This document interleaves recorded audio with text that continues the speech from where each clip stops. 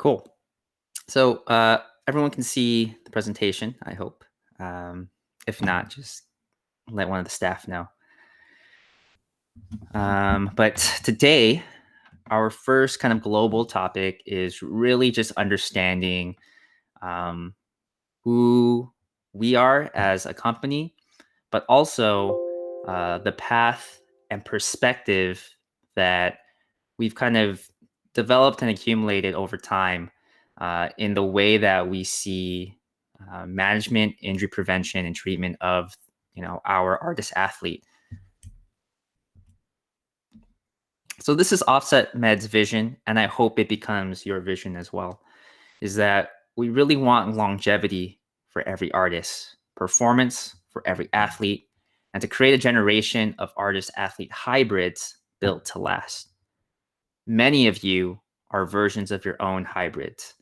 You have dabbled in various different, I guess, like buckets of culture, right? Whether it's in the strength conditioning, personal training, dance, and even within dance, there's so many different forms. So only you can bring this expression to life for your own communities and for your own people that you surround yourself with. So, in a sense, that's what we try to develop and strive to do. And, I want to take a quick moment to kind of go through our timeline and highlights because, uh, like I said, nothing that we've done we feel like is revolutionary or new.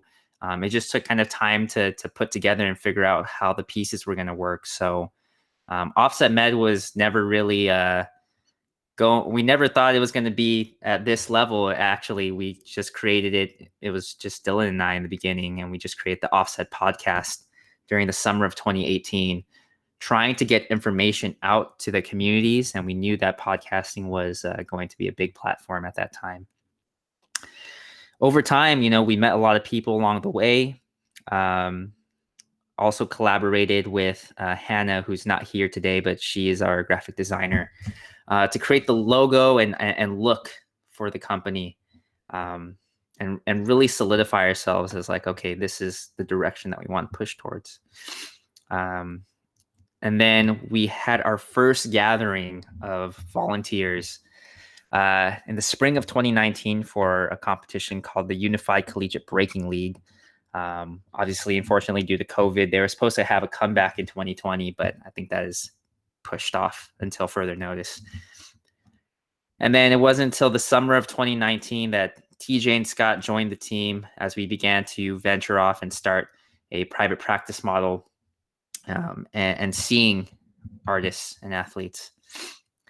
And then officially, as of spring 2020, we formed ourselves as a legitimate entity, as LLC, as a coaching and education-based company to bring this type of format to you guys now. And, like they say, what better time to start a company than in 2020, right? But the beautiful thing about it is that we are able to have a hand in shaping a community, right? We wanted to create a space that, as Tim said it so elegantly, that was a convergence and an intersection between the people that we love the most and the information and knowledge that has benefited us the most. So whether you're a dancer, choreographer, director, educator, leader, advocate, you being a part of us here in this VME, you are all those things, right? And you also get to have a hand in shaping this community as well to move towards a better future. So, these are just a couple of the faces that we've had in the past in our cohorts, and they come from all over, but rooted still within the dance community. This is our present. This is you guys. We wouldn't be here without you guys.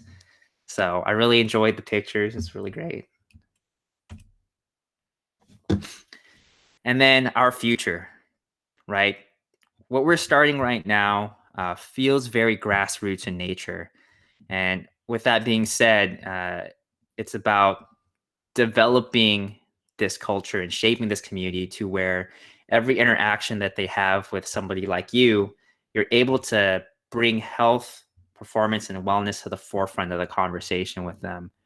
And by introducing, these kind of behavioral cues, the language, just your presence alone, we can have a massive network effect and create and shift this like understanding and culture a lot faster than probably would have done if we just left it alone completely.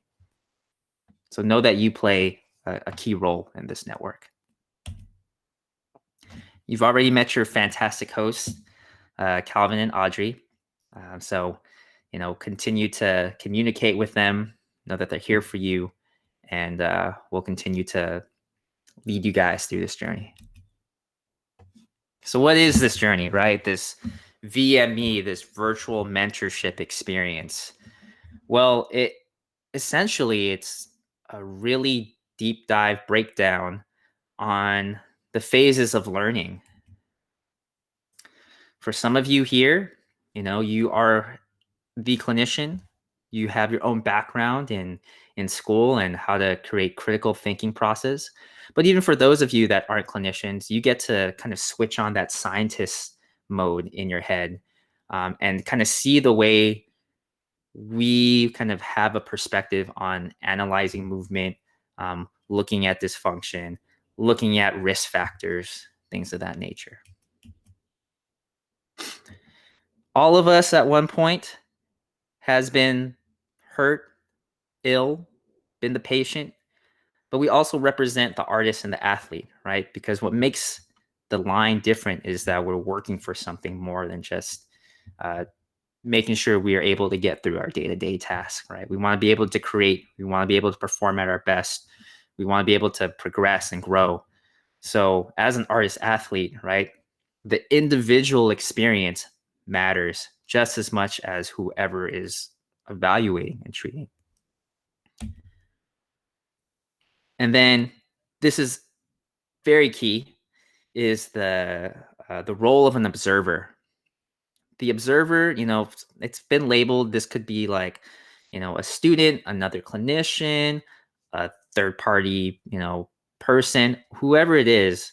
The observer is able to kind of look at the interaction and possibly be able to catch blind spots that happen between the interaction, right? So we call this kind of like a feedback system and a loop that self-corrects. So within this virtual mentorship experience, right, this is why we have and purposely created a very like no barriers way of entry. Typically, a lot of this continuing education is strictly made for like one profession, or you need to have a certain education level to get in. And yes, like those are necessary for certain types of education. But if we're trying to shift a culture and move it forward, we need all players involved. And the reason is because people bring perspective. And what I mean by that is that when you change the way you look at something, what you look at changes, right? So people come with their own perspectives, expectations, belief systems, and the path to growing, the path to understanding something at a deeper level in the hopes of attempting mastery of it, right? You need to have these checks and balances in place. If someone disagrees with you, doesn't quite understand, then that's an opportunity for growth. That's an opportunity for learning. And everyone can benefit from that. Everyone has and can utilize that opportunity for bettering themselves. And this kind of feeds into our core principles, in the way that we work, in the way that we practice, in the way that we teach, right? Is that we always see the human before X, and the X is where you plug in the variable, right? Before the artist, before the athlete, before the artist athlete, right? Before they're that, they were just plain old human first, and they got human problems too. Okay, so going and walking into an interaction is just going in and walking to with and talking with a normal human, right? That's why I firmly believe that just because you don't have dance background or dance training doesn't mean you can't work in dance medicine or performing arts medicine in general, right? Because this is kind of the common theme for all of us. Number two is just explore outside your discipline, right?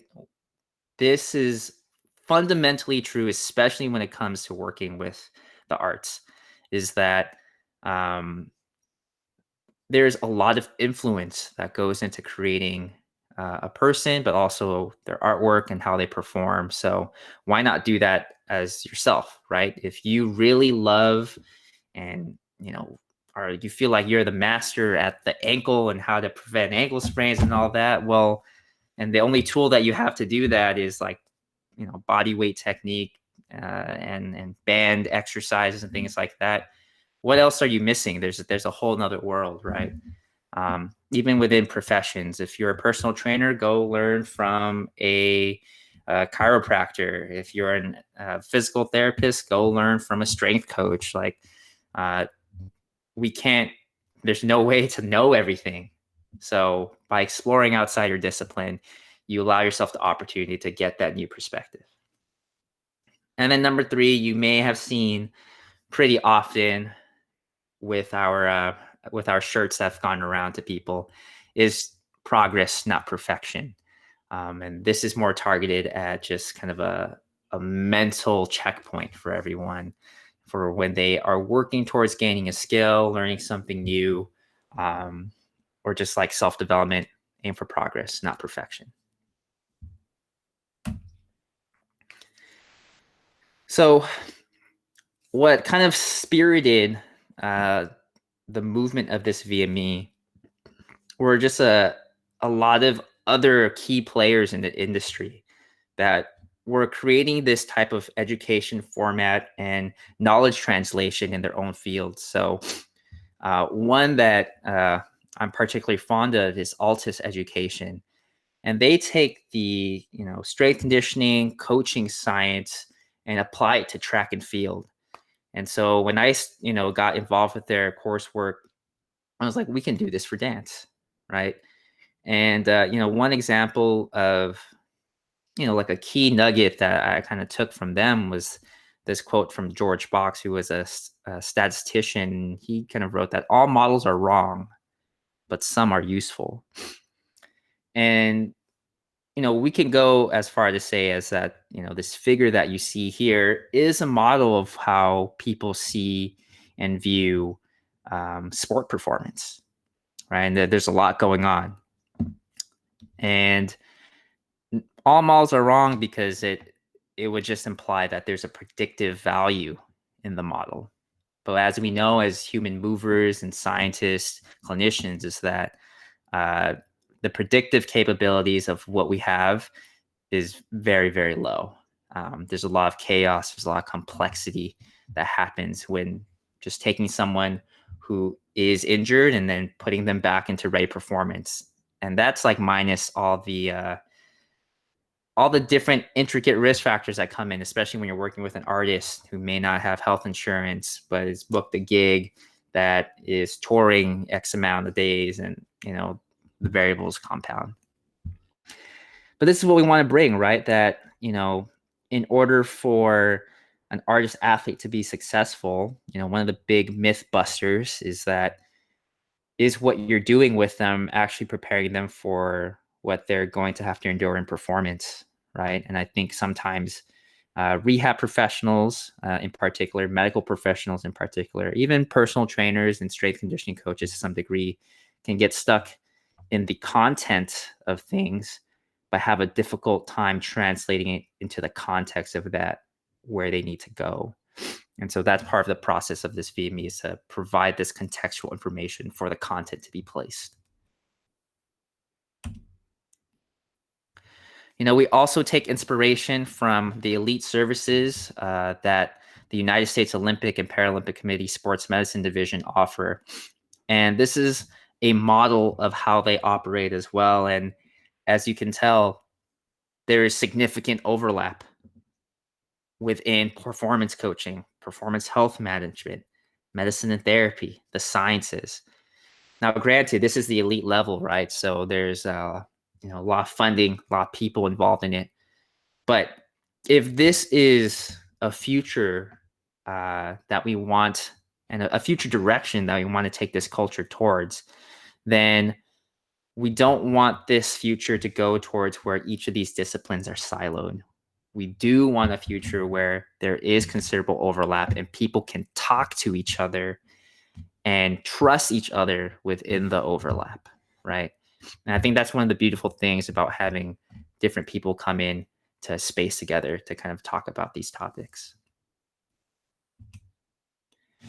And then finally, we take a lot of our inspiration from our kind of leaders in the performing arts, medicine space as well, Cirque du Soleil, right? So they lead a model and concept called durability by design, where the team's goal is to prolong the longevity while maintaining quality performance of their artists, because some of their artists, you can't find them anywhere else.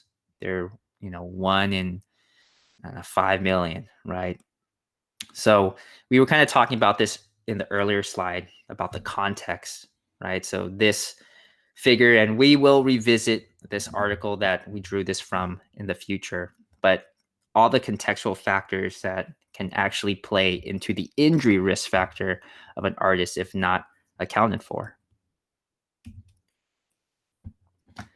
So in essence, by now, you guys should understand that we're really on a mission to accelerate this culture shift of creating artist athlete health and performance a thing, right? Something that people want to invest into, something that isn't looked at as like one or the other, that you can have both the artist and the athlete together with the resources provided.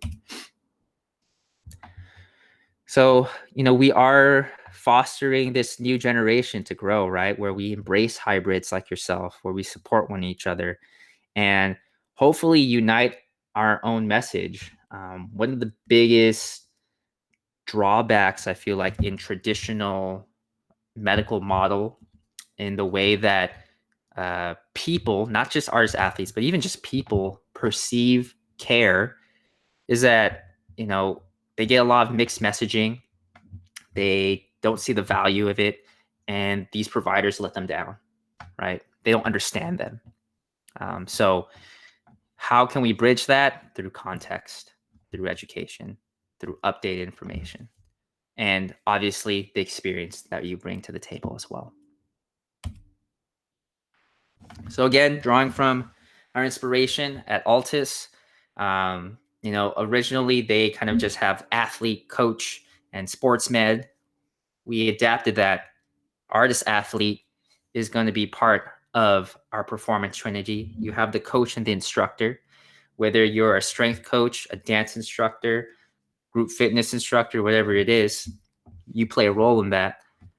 And then the performance medicine team. So that's kind of like more of your traditional healthcare providers. And together, the performance trinity works because it allows the athlete to work on their performance and knowing that their health and safety has been prioritized, right? It also allows and shows that people can communicate with each other. So, if an artist and athlete is struggling in class and self-reporting is an issue, coach and instructor can relay that to performance medical and let them know, like, this could be an issue. Let's see if it is. And then, create a feedback system or a loop where everyone stays informed and the artist athlete is truly getting the highest quality attention and care for what they need. So, this brings us back to the actual virtual mentorship itself. So, please do connect with the other members of your cohort, the staff. We will be bringing on guest speakers week to week as well. Please share your thoughts, your dialogue, have discussions on the page, your personal experience. We will even push you to go as far to type out and explain your own critical thought processes and create this conversation online. And hopefully, through this experience, you'll be able to build some new friendships, experience. We're all professionals here, so you get that professional network as well, and then be one of the people for this generation of change. As you've probably seen on your syllabus already, this is a 6-week course. We've gone through week 1, Peoples and Principles. Next week, we'll be bringing on our guest lecturer to come talk about commuting culture, and then so on and so forth. Brings us to our first module that I'll give you a brief introduction to.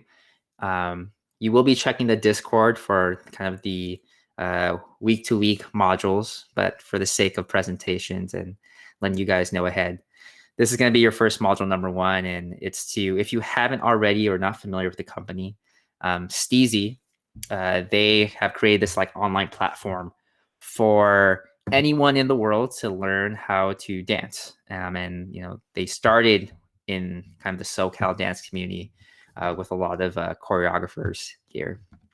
But they have this really great module about the hip hop basics and groove theory that's taught by his name is Soul.